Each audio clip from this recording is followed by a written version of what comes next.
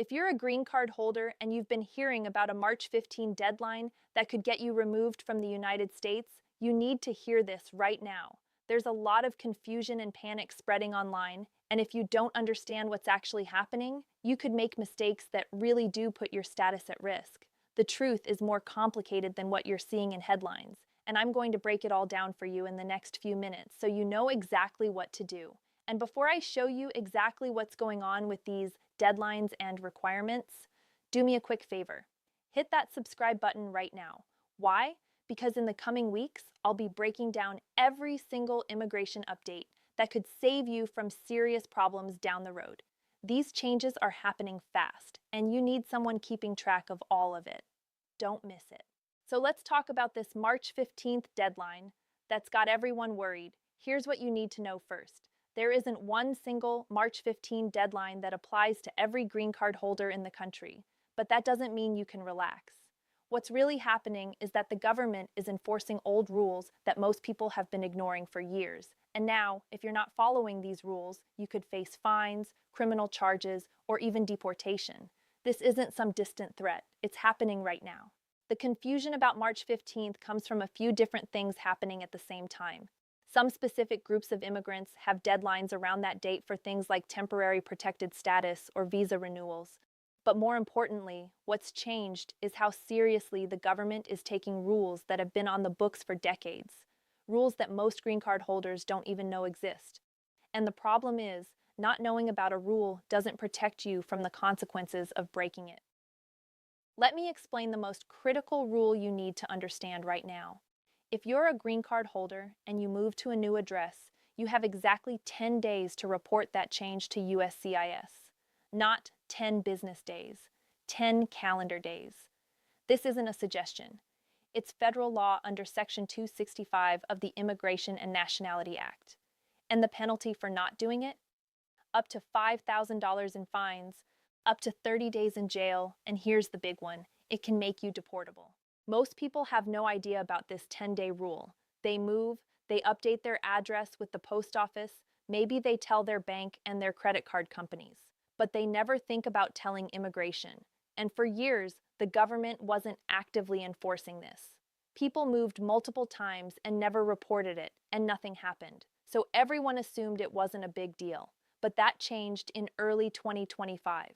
In February of 2025, the Department of Homeland Security announced it would start enforcing penalties for people who don't report address changes. Then in April, a federal judge refused to block these enforcement actions. That means the government is serious about this now. Think about your situation for a second.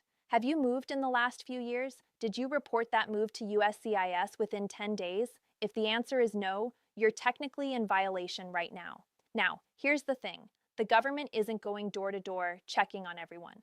But if you have any interaction with immigration in the future, like applying for citizenship, renewing your green card, or even just getting pulled over and asked for ID, they can see that your address doesn't match their records. And once they notice, you've got a problem. Let me give you a real-world example. Imagine you moved 6 months ago, you updated everything else but forgot about USCIS. Now you apply for citizenship. During your interview, the officer sees your current address doesn't match what they have on file. They ask when you moved. You tell them 6 months ago. Right there, they know you violated the 10-day rule. They can deny your citizenship application. They can fine you. In extreme cases, they can start removal proceedings, all because of something you didn't even know you were supposed to do. And here's what makes this even more complicated. Let's say you moved 3 times in the last 2 years. Maybe you were renting and your lease ended, so you moved. Then you found a better place and moved again. Then maybe you bought a house and moved a 3rd time. If you never reported any of those moves, you violated the law 3 separate times. Each violation carries its own potential penalty. So now instead of 1 problem, you have 3 problems. Quick question, are you subscribed yet? Because here's the thing, most people who watch this video will forget about it in a day or 2. But if you subscribe, you'll get reminders every time something new comes up that could affect your green card, your wallet, or your future. It takes 2 seconds. Just tap that button below. Now let's talk about another requirement that's causing confusion. In early 2025, the Trump administration brought back something called the alien registration requirement. This is different from the address change rule. Under this requirement, certain non-citizens have to register with the government using a form called Form G325R. They have to provide biographical information and go to a biometrics appointment to get fingerprinted. Here's what you need to know about this registration requirement. Most green card holders are already considered registered. If you have a green card, you already went through fingerprinting and background checks when you got it, so you don't need to do anything extra for this particular requirement. The people who need to register are mostly those who entered the country without inspection, certain Canadian visitors who weren't given an I-94 form, and people with DACA or TPS who weren't issued certain documents. But here's where it gets tricky. Even if you're already registered, you still have to carry proof of that registration if you're 18 or older. Your green card counts as proof, but if you don't have it with you, that's another violation. The penalty? Up to $5,000 and up to 30 days in jail. So if you're a green card holder, you need to carry your green card with you at all times. Not a photocopy, not a picture on your phone, the actual card. I know this sounds harsh, I know it sounds like the government is setting traps, but these aren't new laws. They've been in the immigration code for decades. What's new is that they're actually enforcing them now. And that means you need to know about them and follow them. The government's position is simple. These are the rules. Everyone is supposed to follow them. And if you don't, there are consequences. Let me pause here for just a moment. If this information is already helping you, imagine getting updates like this every single day. That's exactly what subscribers get. Clear, simple, no-nonsense information on everything that matters for your immigration status. Go ahead and subscribe now so you never miss critical updates that could affect your life. So, what about this March 15th date specifically? Where does that come from? In some cases, it refers to specific groups. For example, people from Haiti with temporary protected status saw their status end on March 17th, 2026. They had deadlines around mid-March to apply for other forms of relief or prepare to leave. People from Somalia with TPS had similar timelines. If you're in one of these specific groups, you would have received notices from USCIS telling you exactly what you need to do and when. But for regular green card holders, there's no universal March 15 deadline. The real deadlines you need to worry about are the ongoing ones: 10 days every time you move, carrying your green card every single day, reporting changes to your employment if you got your green card through a job, filing your taxes every year, even if you live outside the United States. These are the things that can actually get you in trouble. Let's talk about what happens if you realize you're already out of compliance. Maybe you moved a year ago and never filed Form AR-11. Maybe you've been living at a new address for months and just now hearing about this rule. What should you do? First, don't panic. The fact that you didn't file within 10 days doesn't automatically mean you're getting deported tomorrow, but you need to fix it as soon as possible. Here's exactly what to do. Go to the USCIS website and create an account if you don't have one already. The website is my.uscis.gov. Once you're logged in, you can submit a change of address right there online. It's free. It takes maybe 5 minutes. This is the fastest way to update your address because it goes directly into their system. If you prefer, you can also fill out Form AR-11 on paper and mail it in. But the online method is better because it updates immediately. When you log into your USCIS account, look for the option that says Change Your Address. You'll need to provide your current address, including apartment number if you have one. Make sure you enter everything correctly. A typo in your address means USCIS still won't be able to reach you. Double check your zip code, your street name, everything. Once you submit it, you should get a confirmation. Save that confirmation, print it out, or save a screenshot. That's your proof that you updated your address. Now, what if you've moved multiple times and never reported any of them? Update your address to your current one right now. You don't need to list every address you've lived at since your last update. Just make sure they have your current address. Is this going to fix the fact that you were late? No. Technically, you still violated the rule, but at least now they have accurate information. And in most cases, if you fix it before they notice, it won't become a bigger problem.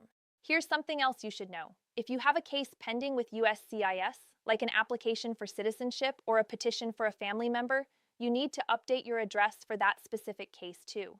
The general address update on your account is good, but when you have a pending case, you should also update the address for that case specifically.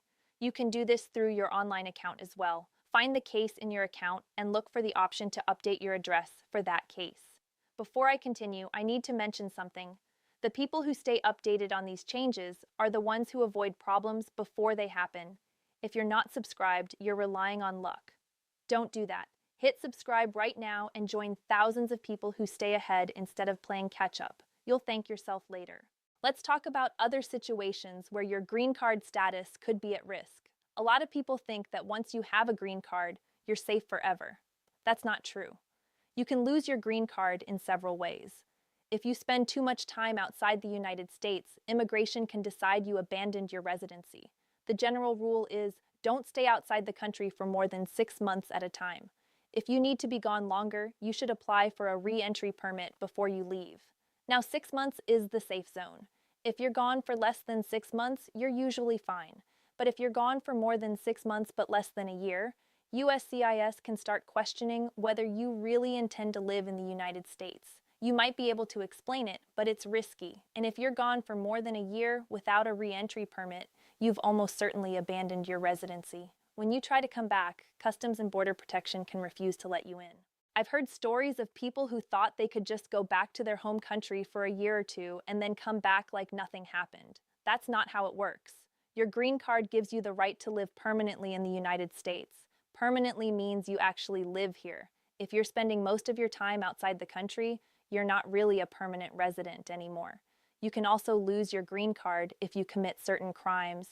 Even some misdemeanors can make you deportable, especially crimes involving drugs, domestic violence, or fraud. If you're arrested for anything, you need to talk to an immigration attorney immediately. Don't just deal with the criminal case and assume your green card is fine. The immigration consequences can be worse than the criminal penalties. Let me give you some examples. A DUI conviction might seem like a minor thing. You pay a fine, maybe you lose your license for a while, and then it's over. But for a green card holder, a DUI can have immigration consequences, especially if it's not your first one or if someone was injured. Drug possession, even just marijuana, in a state where it's legal, can make you deportable under federal law because immigration law is federal law. Domestic violence is another big one. If you're convicted of domestic violence, that's considered a crime of moral turpitude. It can make you deportable. It can also make you inadmissible, which means you can't come back if you leave the country. And it can prevent you from ever becoming a citizen. Even if you think the incident was minor, even if charges were dropped or reduced, it can still affect your immigration status. Fraud is also serious.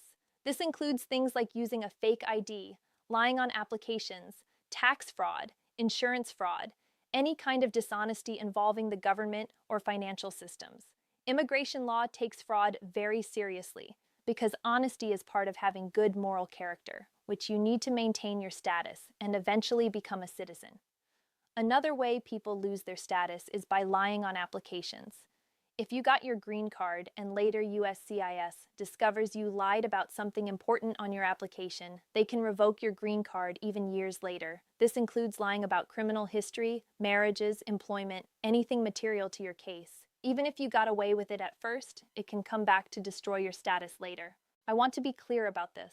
When I say lying, I mean intentionally providing false information. If you made an honest mistake on a form, that's different. But if you deliberately lied about being married before, or about having a criminal record, or about your work history, that's fraud. And if USCIS finds out, they can take away your green card and deport you, no matter how long ago you got it. Here's something else that surprises people.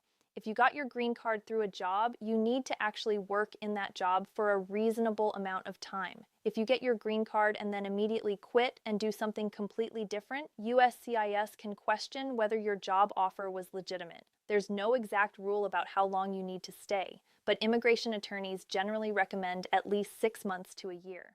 The reason for this is that employment-based green cards are supposed to be for people who are filling a specific job need in the United States. If you get your green card and then never actually do that job, it looks like the whole thing was just a way to get a green card, not a real employment situation. USCIS can decide the green card was obtained fraudulently and revoke it. Real quick, if you're finding this helpful, you're not alone. Thousands of subscribers rely on this channel every day to stay informed. Be part of that group. Subscribe now, and you'll always know what's coming before it hits you. You don't want to be the person who says, "I wish I had known this sooner." What about people who are thinking about applying for citizenship? This is where having your address updated becomes even more critical. When you apply for naturalization, USCIS looks at your entire history as a green card holder. They check whether you followed all the rules. If they see you moved and never reported it, that's a red flag. It shows you didn't comply with the law. They can deny your citizenship application just for that. And here's what really matters. To become a citizen, you have to show good moral character. Not following the address reporting requirement can be used as evidence that you don't have good moral character. I've seen cases where people had their citizenship denied because of things like this. They thought it was no big deal. But to USCIS, it shows you don't take your legal obligations seriously. Good moral character isn't just about not committing crimes. It's about following all the rules, paying your taxes, being honest on applications, meeting your responsibilities. If USCIS sees a pattern of not following rules, even small ones, they can decide you don't have good moral character. And without good moral character, you can't become a citizen.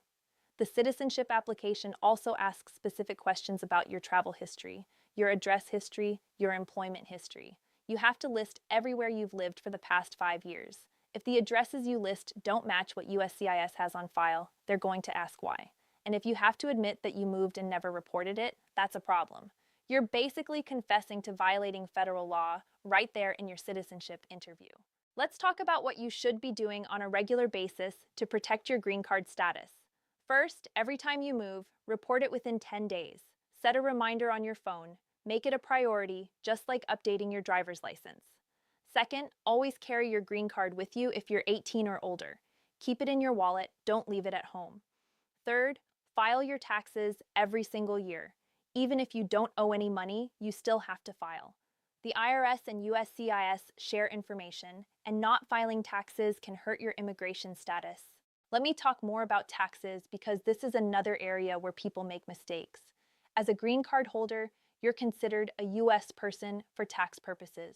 That means you have to report your worldwide income to the IRS every year. Even if you're living abroad, even if you're working in another country, you still have to file U.S. taxes.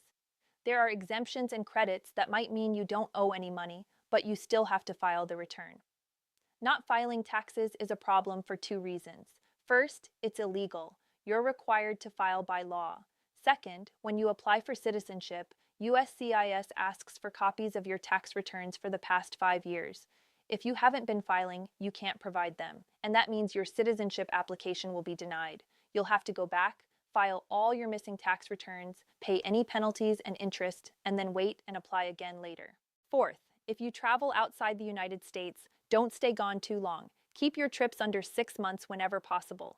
If you know you'll need to be away longer, apply for a re-entry permit before you go. A re-entry permit shows that you intend to maintain your permanent residence even though you'll be outside the country for an extended period. It's good for 2 years, and it can protect your status during that time. Fifth, avoid any criminal activity. Even things that seem minor can have immigration consequences. If you're arrested, contact an immigration attorney immediately, not just a criminal defense lawyer. A regular criminal attorney might get you a good plea deal from a criminal law perspective, but that same plea deal could be disastrous for your immigration status. You need an attorney who understands both criminal law and immigration law. Sixth, if any of your personal information changes, like your name or marital status, report it to USCIS. If you get divorced, if you change your name, if you have a child, these are all things USCIS needs to know about. If you got your green card through marriage and then you get divorced within the first 2 years, that's especially important to report because it can affect your status. And finally, when it's time to renew your green card, don't wait until the last minute. Your green card expires every 10 years. You can file for renewal up to 6 months before your card expires. Don't let it expire and then try to fix it later. An expired green card doesn't mean you lose your permanent resident status, but it makes everything harder. You can't work legally, you can't travel, you can't prove your status. Now, what if you're worried you've already messed up? What if you think you've violated one of these rules and you're scared about what might happen? The best thing you can do is talk to an immigration attorney. I'm not a lawyer. I'm giving you information, but I can't give you legal advice about your specific situation. An attorney can look at your case and tell you exactly what your risks are and what you should do about it. A lot of people avoid lawyers because they're afraid of the cost. But think about it this way. If you lose your green card, you lose everything you've built here, your job, your home, your life in the United States. Isn't it worth paying for a consultation to protect all of that? Many attorneys offer free or low-cost initial consultations. You can explain your situation and get professional advice about what to do next. When you're looking for an immigration attorney, make sure they're actually qualified. There are a lot of people who call themselves immigration consultants or notarios who aren't actually lawyers. In some countries, a notario is a lawyer. But in the United States, a notary public is just someone who witnesses signatures. They're not qualified to give legal advice. You want a licensed attorney who specializes in immigration law. You can find qualified attorneys through the American Immigration Lawyers Association. Their website is ala.org. You can also check with your state bar association. Make sure any attorney you hire is in good standing with the bar and has experience with cases like yours. And be careful about anyone who guarantees results or promises that they can definitely get you what you want. No honest attorney can guarantee an outcome in an immigration case. Here's something else to keep in mind. USCIS makes mistakes. Sometimes they send mail to the wrong address. Sometimes they lose paperwork. Sometimes their records are wrong. That's another reason why keeping your address updated is so important. If they send you a notice about something important and it goes to the wrong address, you might miss a deadline or a court date. And if you miss something like that because they had the wrong address, it's still your fault because you were supposed to update your address. If you receive any mail from USCIS, open it immediately. Don't put it aside and forget about it. Immigration deadlines are strict. If they tell you to respond within 30 days and you respond on day 31, you're out of luck. They won't care that you were busy or that you forgot. The deadline is the deadline, and missing a deadline can have serious consequences, from having your application denied to being ordered deported. Let me talk about one more thing that confuses people. Some green card holders live in one place but work in another. Maybe you live in one state but cross the border every day to work in another state. Which address do you report?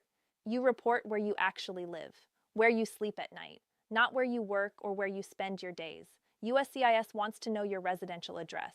And if you're homeless, if you don't have a permanent address, you still need to report something. You can use a shelter address, a friend's address, a P.O. box if necessary. The important thing is that USCIS has some way to reach you. If you have no address on file at all, that's a violation of the law. They need to be able to contact you about your immigration status. Let's also talk about what happens with mail forwarding. Maybe you moved and you set up mail forwarding with the post office so your mail gets sent to your new address. Does that count as notifying USCIS? No, it doesn't. Mail forwarding is a service from the post office. It's not the same as officially reporting your address change to USCIS. You still have to file Form AR-11 or update your address through your online account. In fact, mail forwarding can sometimes create problems. The mail forwarding service only lasts for a limited time, usually 6 months to a year. After that, mail to your old address doesn't get forwarded anymore. If USCIS sends you something important after your mail forwarding expires, you won't get it, and you'll still be responsible for responding even though you never received it. Here's another scenario that comes up. What if you move temporarily? Maybe you're staying with a friend for a few months while you look for a permanent place. Do you need to report that temporary address? According to the law, yes. Any address change has to be reported within 10 days, even if it's temporary. Then when you move to your permanent place, you report that address too. I know it seems like a hassle, but that's what the law requires. What about students who go away to college? If you're a green card holder and you go to college in another state, you need to report your college address. Even if you consider your parents' house your real home, if you're living at college for most of the year, that's your address for immigration purposes. And when you come home for summer break, if you're going to be there for more than a couple weeks, you should probably report that address change too. The reality is that the 10-day rule is very strict. It doesn't make exceptions for temporary moves, for college, for anything. Every time your residential address changes, you have 10 days to report it. Most people don't follow this rule perfectly. But now that enforcement is getting stricter, it's something you need to take seriously. Here's the bottom line. Being a green card holder comes with responsibilities. It's not just about enjoying the benefits of living and working in the United States. You have legal obligations too. And with the current administration enforcing immigration laws more strictly than we've seen in years, you can't afford to ignore these obligations anymore. I know it feels like there are a million rules to keep track of. I know it feels overwhelming. But these are the rules. and they're not going away. The good news is that most of them are pretty simple once you know about them.